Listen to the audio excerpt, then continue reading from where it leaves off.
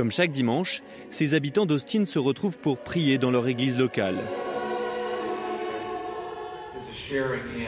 Mais contrairement à la plupart des églises évangéliques, cette communauté partage un point de vue progressiste.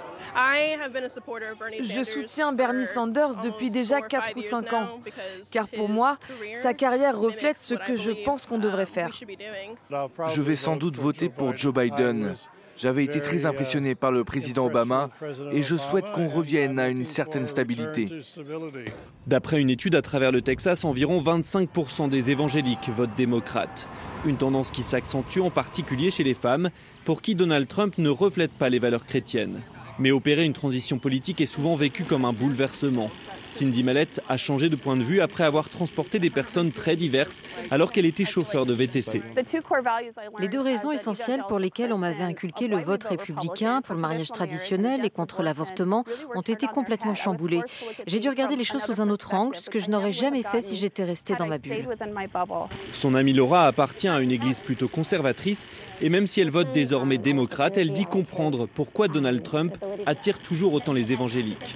Je pense que c'est un processus très difficile, très inconfortable de commencer à intégrer des convictions qui étaient jusque-là tellement opposées aux vôtres. Donc je vois bien pourquoi beaucoup de gens ne veulent pas s'y confronter.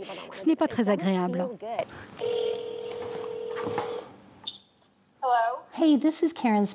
Karen a changé de camp en 2016 quand Donald Trump a remporté l'investiture républicaine.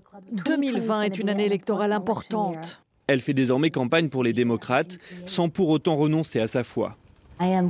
Je voterai pour quiconque s'oppose à Donald Trump, mais j'espère qu'on trouvera un candidat honnête et croyant et que cela cassera le mythe selon lequel seuls les républicains sont de vrais chrétiens. Difficile de savoir précisément combien d'évangéliques ont ainsi basculé côté démocrate. Mais selon les spécialistes, si Donald Trump ne perdait ne serait-ce que 5% de cet électorat, cela pourrait changer le cours de l'élection dans des États clés comme ici, au Texas.